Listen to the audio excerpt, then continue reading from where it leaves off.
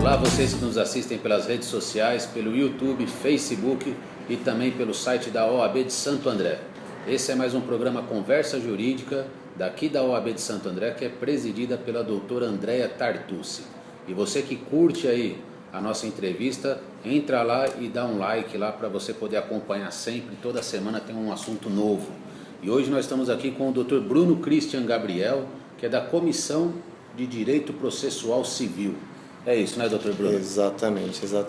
É um prazer recebê-lo aqui, viu, doutor? Prazer. Nós vamos falar agora das novas tendências aí, né, que a reforma do Código de Processo Civil trouxe, né, para o ordenamento jurídico, né, mas é um prazer recebê-lo aqui, doutor. Muito obrigado. Recebi esse convite aí de assumir a Comissão de Processo Civil aqui da casa pela doutora Andréia e com muita satisfação eu acabei aceitando, principalmente por essa necessidade de levar as novas tendências processuais aos advogados e aos estudantes de direito. Né? Sou professor universitário também, sou professor de processo civil na Universidade 9 de Julho e vejo essa necessidade de se discutir as novas tendências processuais, principalmente após o advento do Código de 2015, sobretudo sobre os métodos consensuais de solução de conflitos. Né?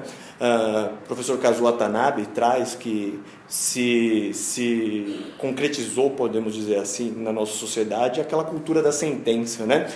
Em que, principalmente os estudantes de direito, ao sair da universidade, têm a falsa perspectiva de que estão sendo contratados para litigar, quando, na verdade, eles estão sendo contratados para solucionar conflitos, não é verdade? Mas isso daí eu acho que vai além do estudante, né, do profissional, né, do advogado. Né? A sociedade, de uma forma geral, né, ela é dessa forma. Né? Exatamente. Se você for ver, só se contenta quando tem uma decisão judicial. Exatamente. Né? Porque senão ele vai achar que ele sempre perdeu. Exatamente. Ele não consegue visualizar os benefícios, né, de que por exemplo, uma solução do conflito amigável pode ser muito melhor do que litigar aí por anos e anos. Alguns anos atrás, eu estive numa palestra na FGV, onde tive a oportunidade de escutar o professor Kim Economics, que é um jurista britânico, que trabalhou diretamente com o professor Capelletti no projeto Florença, nas ondas renovatórias do processo civil. E aí lá, já nessa palestra, embora já esteja concretizadas as 3 ondas renovatórias do processo, o professor Kim Economics dizia o seguinte, que já se pensava numa 4ª onda processual, e qual seja essa 4ª onda processual? Exatamente a responsabilidade das faculdades de direito em fomentar os métodos alternativos de solução de conflitos. Porque, veja, eu normalmente dou aula para 5º e 6º períodos da universidade, e aí a minha primeira pergunta é o seguinte, pessoal, é o seguinte, nós aqui, quase operadores do direito, temos grande dificuldade com uma situação, imagine lá fora, e aí eu questiono eles uma questão simples, falo assim, pessoal, vocês aqui que estão no 5º, 6º semestre, diferencie para mim conciliação de mediação. Não sabe. Imagine lá fora, então, se falarmos para os nossos clientes, olha, vamos levar esse problema para uma mediação. Não, eles na verdade, eles apostam tudo numa sentença judicial, que de certo não vai agradar uma das partes, né? E nem sempre o juiz está ali, vamos assim dizer, existem algumas cadeiras na PUC, por exemplo, para discutir se o Poder Judiciário está ali para fazer justiça. Tenho para mim que não está para fazer justiça, está para solucionar conflitos, né? Porque nem sempre uma sentença vai refletir a justiça, né? Então é muito interessante, então, e fora o custo disso, né? Exatamente. Porque você demanda muito tempo para que o processo depois se finde, né? E aí você pode economizar através dessas... Exatamente. Então, nessa perspectiva, eu tenho para mim, nessa perspectiva de trazer para os estudantes e para os advogados essa nova tendência processual. Tanto é verdade que no procedimento comum, o primeiro ato do procedimento comum é a audiência de conciliação, né? Está lá no 319, um dos requisitos da petição inicial é o quê? A informação se o autor tem interesse ou não pela audiência de conciliação, mas não é só, ela só não vai ocorrer quando o direito não admitir autocomposição ou ainda quando ambas as partes declinarem. Então, veja, o novo Código de Processo Civil, na verdade, traz a obrigatoriedade do juiz colocar as partes frente a frente para um diálogo, porque eu acho que muitos casos que chegam ao Poder Judiciário faltou só esse diálogo, e aí é de extrema importância a participação do advogado para mediar esse diálogo. E aí os advogados têm que estar preparados, né? Exatamente. Porque para ele poder levar isso daí, explicar isso daí ao cliente, né? Ele tem que entender muito bem qual que é o papel dele. Exatamente. A grande dificuldade, que nessa perspectiva também que a gente visualiza na prática, são dos advogados se confundirem com clientes, né? E aí é onde que obsta esses meios alternativos de solução de conflito, né? Então, a gente tem que saber se colocar, exatamente como o doutor falou, saber se colocar cada um no seu lugar ali, né? Então, o advogado levar para o seu cliente os riscos de um processo, o tempo de um processo, né?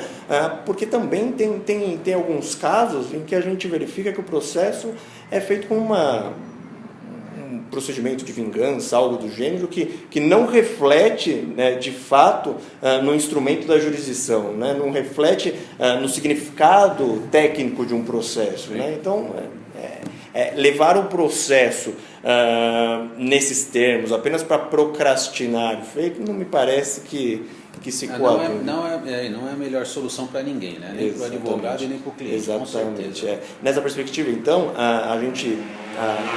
eu estou buscando trazer, por exemplo, agora no próximo mês de agosto, vou trazer um debate dos meios, como eu falei, não gosto de falar de métodos alternativos, mas se ficou impregnado, né, esse termo, mas eu gosto de tratar como métodos adequados de solução de conflito, e aí vou trazer um debate dos métodos adequados de solução de conflitos no processo civil e no processo do trabalho. Então, trarei 2 professores, advogados, obviamente, para discutir esses impactos no processo civil e no processo do trabalho, e aí a gente faz uma comparação diretamente com o relatório de justiça em número do CNJ, para verificar se esse fomento, essa nova perspectiva do processo de conscientização dos meios adequados de solução de conflito estão sendo revertidos na prática para acordos efetivos, né?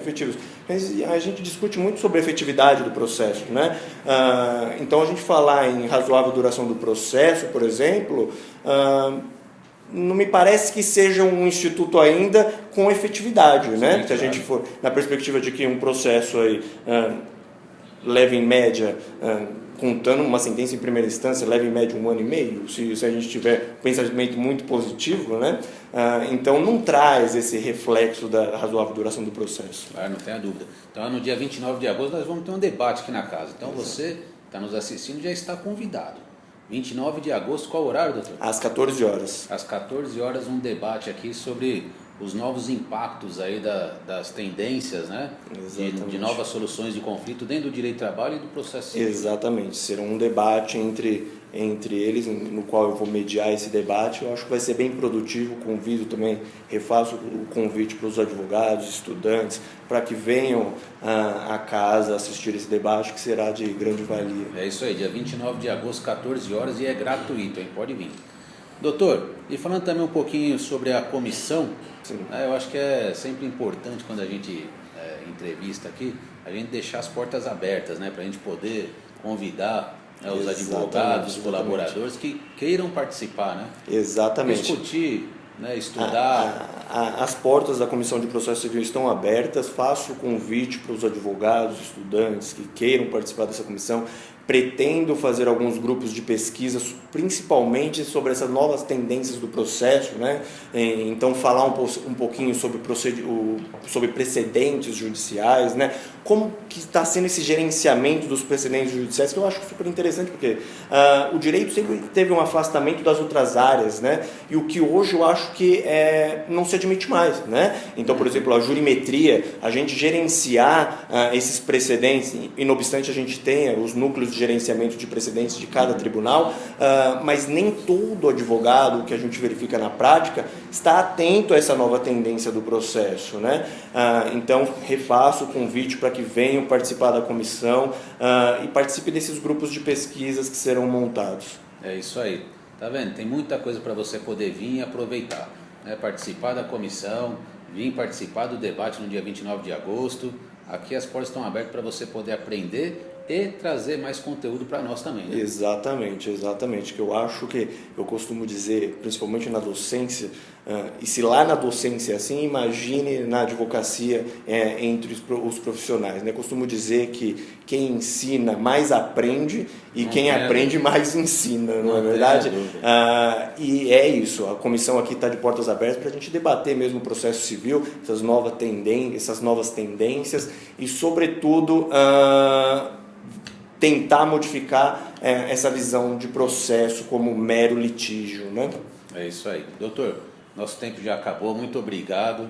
Foi um prazer tê-lo aqui. Eu tenho certeza que nós vamos ainda fazer mais programas aí para a gente poder trazer essas novas tendências e aplicar realmente essa efetividade dentro do nosso processo no dia a dia. Eu que agradeço o convite de poder trazer essas ideias, né, para a discussão e fazer o convite para os colegas advogados da comissão aí, sobretudo de divulgar essa palestra que será de grande valia aí do dia 29 de agosto.